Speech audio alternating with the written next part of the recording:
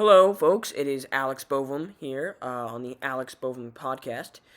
Today we are going to be interviewed by a friend. He is a guest. John, welcome. Hello, my name is John. I'll be interviewing Alex today. It's nice to be with you guys. Thank you, John. Question of the day. It's on the screen. Imagine it is 2052 and you've just been elected president. How will your Catholic faith affect how you lead? How will your new knowledge of privilege, the challenges of living on a budget, and your call to the corporal and spiritual works of mercy play into your policies and be specific? And so you want to enlighten us about that, John? I just wanted to, before we go with that, that's the main question. I'm going to ask you 6 questions to answer that because, that's a very broad topic and it's pretty hard to answer. So, we're going to have 6 questions that I want you to answer, time together with the big one and help you answer. Okay, sounds good. Shoot. So, Alex, you're an educated man. I know you went to Gonzaga. I just want you to take note of 4 statistics that you found most interesting from the film Invisible by Matt Gannon. And I know you went to Gonzaga, and so you know the film itself. It's a pretty popular one. Yep. I just want you to give me 4 statistics from when that film was made back in 2018, around then, and I want you to compare them to what those statistics are now for about 2021, and then kind of tie it together with the big question. Okay, well, here's what I know. From the film Invisible, I know that there are 3.5 million people that experience homelessness in the U.S. That was my first. My second main statistic was that since the Affordable Care Act, around 1.2 million people were given health insurance. Kind of statistics like those are, kind of what you find. Now, compared to those, as of 2021, things kind of have changed. Now, although there are still, around 3.5 million people homeless, 20 million people have now been given health insurance. And that is huge amount. Another statistic I grabbed was that 8,350 people in D.C. Alone are homeless. That number now has dropped to 6,380. And so that's huge. And so knowing that the homeless population adds up to about probably 40% of Virginia's residents, that is so astonishing, and that'll help me really push, myself to focus my resources towards helping the homeless as president. I'd probably, put a lot into food stamps and homeless shelters, and just increase food stamps, put more money into the Supplemental Nutrition Assistance Program, which is food stamps, etc. So knowing those statistics, that'll really help me push to help homeless people more. Great answer, Alex. And so number 2, this is another question. I know that there are some skills from students that want to speak about the McKenna Center in your classroom. How do they use those skills, and what skills do you have? How can you use those skills to help others as a part of your administration's policies? Yeah, well, I know that Luke Rizzo came in. There was another student, but he did not really talk about the McKenna Center as much as Luke Rizzo did. Luke Rizzo, he embodies kindness and patience, compassion, and dedication when it comes to helping homeless people. Luke needed kindness, compassion to connect with the people who visit the McKenna Center, and that's kind of how that really, runs there. Luke's skill, it's valuable because it helps homeless men, and it makes the homeless men and women feel welcome and understood. Without that, it wouldn't be too great. Yeah. Luke also shows patience and dedication when he interacts with the homeless people of the community who have mental illness. According to the film Invisible, 60% of the homeless people who visit the McKenna Center have some type of mental disorder. And so, for me, I would say my best skills are being empathetic and having a high emotional intelligence. So, having those skills, I can, care about issues affecting disadvantaged people. I'll be able to connect to the suffering of people undergoing homelessness and make policies directed towards, funding more shelters in the U.S., allocating more money towards, the supplemental nutrition assistance programs, and really just providing more resources to deal with the mental illness issue behind homelessness. So that's kind of how I'm going to help them, and so that's how my skills could help as president, with that kind of stuff. Having a high emotional intelligence, it will really help me to communicate well with Congress, make sure that my proposed bills to help the homeless and my voice will be heard and the bills will get passed, etc. So that's really important to me. Yeah, thank you so much, Alex. Third question. This is a big one. So I know you know the corporal and spiritual works of mercy during the COVID pandemic and what that list is. I want you to refer to that list, and I want you to just tell me what spiritual work of mercy you've done during the pandemic, and I just want you to describe it kind of in depth. Would it have been different if there was no COVID during non-COVID times, and was it challenging for you? Would you do it again? You may incorporate this as part of your response, something that kind of helps shape your 2052 policy goals. Honestly. Yeah, and so that's a great question. The spiritual work of mercy that I really kind of paid attention to during the pandemic was instructing the ignorant. What I did was I kind of spread through gospel. I really did throughout my entire household, speaking about my personal faith and my connection with God. For example, in December during Christmas season, I shared with my dad and my sisters some passages from the Bible, and yes, it was very hard to do and their importance, the passage's importance to enlighten them. During non-COVID times, I believe my words probably would have gotten to my family members a bit more, because the gospel would have related to their lives more. And you know how that works because there's not much you can relate to now. It's not like we're living a super similar lives to how we were living 2 years ago. It's all in our house. Yeah, I know. So being in the house all the time, it really did make it hard for them to keep the blessings around us like in perspective. And so at first I was a little embarrassed to share the gospel with them. It kind of showed them a different side of me, and they usually see me as playful and laid back.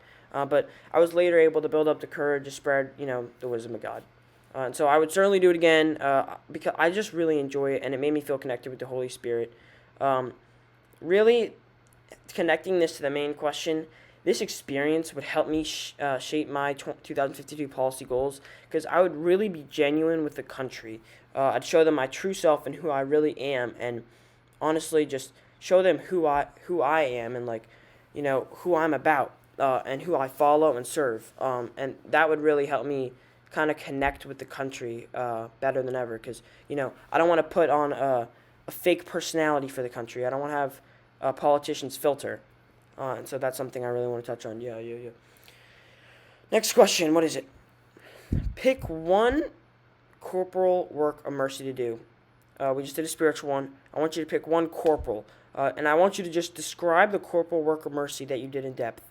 How might this corporal work of mercy have been different in non-COVID times? Same thing. Was it challenging for you? Would you do it again? And connect it to the main question. Well, that's another big question. And corporal works of mercy are a lot harder to do because it's less spiritual than it is physical. For me, during the pandemic, it was giving drink to the thirsty, as I just drank water. That's really funny. Over the entire course of the pandemic, I took shorter showers than normal to save water that could have been given to the thirsty. I, tried doing things like drinking less, also make sure to turn off my sink when busy brushing my teeth or washing my face in order to save water that others need. It's kind of just simple things like that, John, that really just affect the planet and the world enormously, and it's surprising. There are tons of people that are in need of water, and it's just really important to save it and so that it can help provide to them and the environment. This corporal work of mercy for me, I don't know if it would have been different in non-COVID times. I think that during COVID, I had more time to reflect and was more aware of my water consumption, which made it easy for me to reduce it.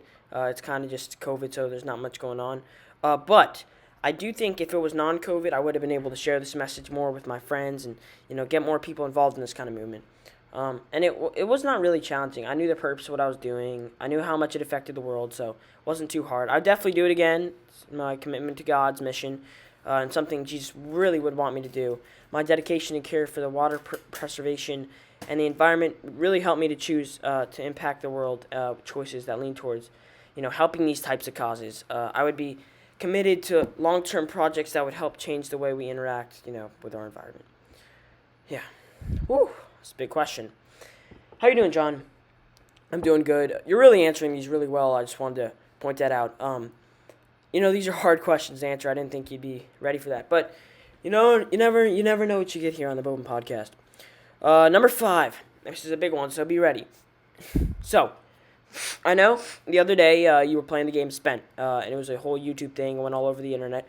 I want to know how it will affect playing that and the experience. How would have that affected your 2052 budget goals for the United States, and etc. For me, I really, really, really, really, really, really, really love playing Spent. My experience with the game was important to bring to my attention the importance of taking care of poor people in our community. Not just homeless people, but poor people as well. When playing, I made it through the entire month, which was, as everyone saw. But it really wasn't the way I wanted to. I made some really, really, really questionable decisions along the way. And I didn't honestly seem like a great parent at times. Excuse me. I was left with $100, at the end. I really barely made it through the 30 days, as things kept getting worse and worse. I had to make multiple sacrifices when playing this game. One of those was that I had to give up my pet, and I didn't really like that, but that's okay. I was not aware that I could not, have a pet, so when my landlord told me, and where I was renting the place, that I couldn't, I either had to sell it or move. I chose to sell my pet in order to stay in my house, and so that was tough. And sacrifices like that. I also had to miss my kids' play because I had to help my neighbors move stuff for money. I really needed the money. And at the time, it just felt like, yes, I need this money. And so sadly, I had to skip my kids' play. And that's something that happens to people these days. They don't like their kids. They don't get that much attention. So I did have to cut ethical corners to survive. And one situation that I was really faced trying to avoid paying car insurance by running away from the company trying to collect the money. And that I was extremely low on the time for money, but yeah, I couldn't pay it or else I'd lose my car. So I mean, everyone understands it was unethical for me to do that, but not honoring the contract that I had made, so it wasn't not ethical at all. But it should have usually been an easy thing for me to do the right thing. But I was pretty scared of going broke, and like that feeling, it's emotion I've never felt of choosing to avoid paying because I really, really, really needed the money, and it made me rethink my values a bit. Now, question is, how would that help affect my 2052 budget goals for the United States? Well, I would just bring in tons and tons and tons of proposals and ideas that could help poor people, throughout the entire United States. Like I said, for homeless people, food stamps and stuff like that would really go a long way.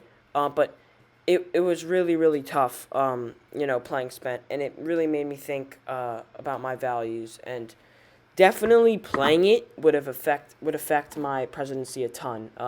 Just that, it would go a super long way, and so that's really huge for me. Do you have any other questions about that kind of topic, John? Yeah, I mean, I know what you learned about the game. What are some like kind of major factors, categories of a budget that you identified in this game?